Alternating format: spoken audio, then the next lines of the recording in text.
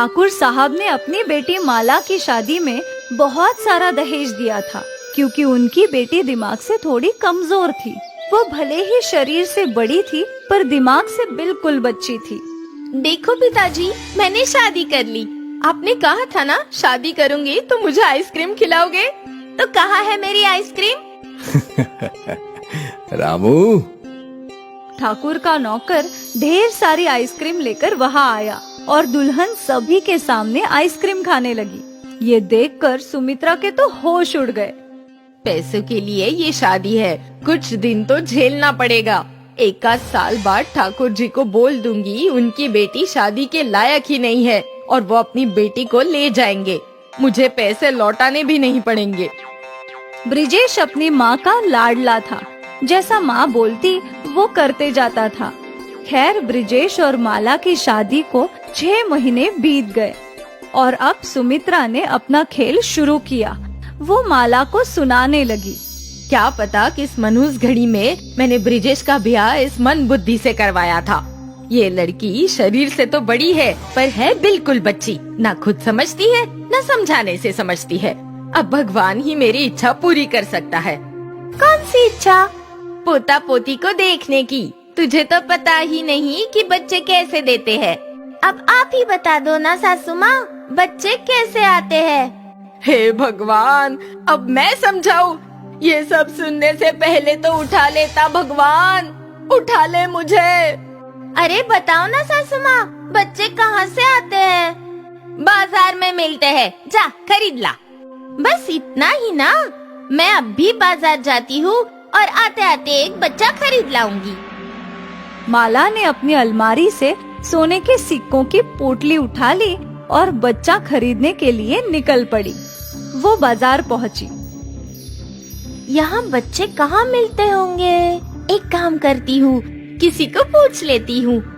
माला वहाँ खड़ी एक औरत के पास गई। अरे दीदी, यहाँ बच्चे कहाँ मिलते हैं? किसके बच्चे? किसके क्या? इंसान के बच्चे। इंसान के बच्चे? तू क्या करेगी उनका? मुझे इंसान के बच्चे खरीदने हैं। क्या पागल हो गई है क्या? भाग यहाँ से। पता नहीं कहाँ कहाँ से पागल आ जाते हैं। निकल, वरना पीट पीट कर तेरा बुरा हाल कर दूंगी। भाग यहाँ से। उस औरत ने माला को पागल समझकर भगा दिया। माला आगे बढ़ी। आगे उसने देखा कि एक दुकान पर गाय का बछड़ा और बकरे के बच्चे थे। माला उस दुकानदार के पास गई। भैया, क्या तुम इंसान के बच्चे भी बेचते हो? नहीं नहीं, ये क्या बकवास कर रही हो? तुम निकलो, निकलो यहाँ से। माला जिस भी दुकान में जाती, लोग उसे धिक्कार के भगा देते। माला को एक ठग ने देख लिया। लगता है ये औरत बिल्कुल पागल है, लेकिन इसके शरीर पर इतने सारे सोने हैं, जरूर पैसे वाले घर की होगी। मैं इसे बेवकूफ बनाकर इसके सारे पैसे लूट लेता हूँ। ठग ने अपना रूप बदला और एक साधु का भेष धारण कर लिया और माला के पास आ गया। अलौक निरंजन, अलौक निरंजन, अलौक निरंजन, अलौक निरंजन। पुत्री, तुम्हें एक बच्चा चाहिए ना? हाँ बाबा, क्या आप मुझे बच्चा दे सकते हो? हाँ, मेरे पीछे आओ। माला उस साधु के पीछे चलने लगी। साधु माला को अपने साथ जंगल की ओर ले गया। जंगल में वो एक बड़े से पेड़ के नीचे बैठ गया। अरे बाबा, आप मुझे बच्चा देने वाले थे ना? हाँ पुत्री, पर बच्चा खरीदने के लिए तुम्हारे पास पैसे हैं क्या? हाँ है ना, मेरे पास पोटली भर के सोने के सिक्के हैं। माला ने साधु को सोने के सिक्कों की पोटली दिखाई, जो देखकर उसकी आंखें चौंधिया गई। बस इतना सोना? मेरे पास तो इतना ही है। इतने में तो बस इंसान का अंडा आएगा।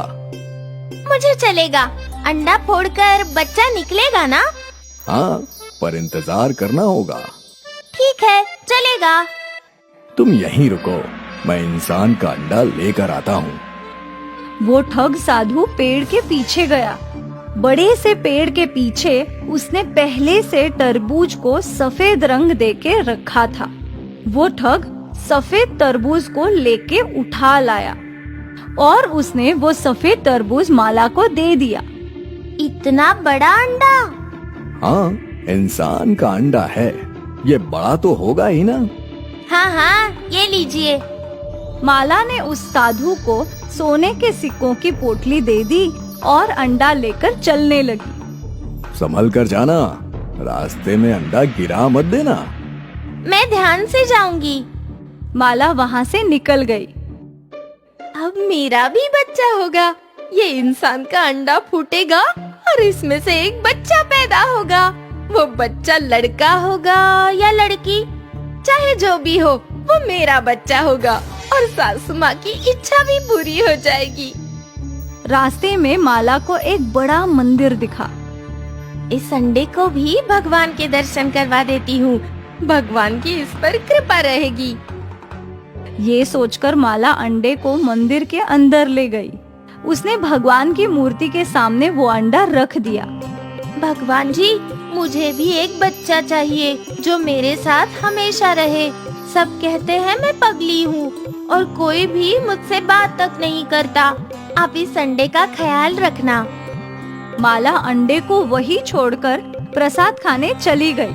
उसके जाते ही कुछ चमत्कार हुआ और भगवान जी की मूर्ति से एक रोशनी निकली और उस सफेद तरबूज पर पड़ी। कुछ देर बाद माला वहाँ लौटी और वो अपना अंडा उठाकर अपने घर की ओर चल पड़ी। सासू माँ, मैं इंसान का अंडा ले आई। अब मेरा भी बच्चा होगा जो आपको दादी बोलेगा। अरे बेवकूफ, ये क्या ले आई? भला इंसान का अंडा होता है क्या?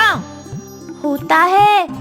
मुझे एक अंडा एक साधु बाबा ने दिया है और बोला है इसका ख्याल रखना।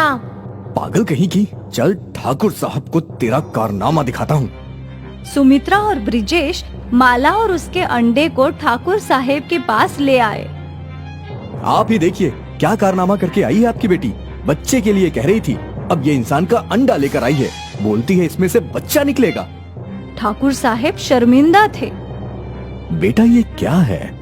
इंसान अंडे से थोड़ी ना निकलता है। पिताजी, निकलेगा। इस अंडे में से बच्चा जरूर निकलेगा। ऐसा कैसे हो सकता है? होगा। ये अंडा फूटेगा और इसमें से बच्चा निकलेगा, मेरा बच्चा। माला ऐसा बोल ही रही थी कि अचानक अंडे में दरार आ गई और अंडा फूट गया और तेज रोशनी के साथ बच्चे के रोने की आवाज सुनाई देने लगी।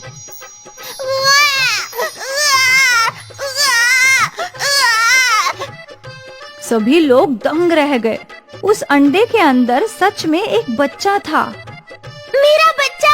देखो पिताजी, मेरा बच्चा! मैंने कहा था ना, मेरा बच्चा अंडा फोड़कर बाहर निकलेगा। देखो।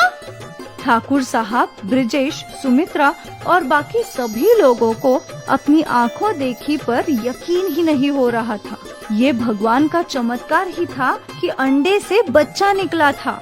माला को वो बच्चा भगवान जी ने उपहार स्वरूप दिया था, उसके अकेलेपन को खत्म करने के लिए। अंडे से बच्चा निकलना असंभव था, पर जो खुद लोगों ने देखा उसे अनदेखा करना भी असंभव था।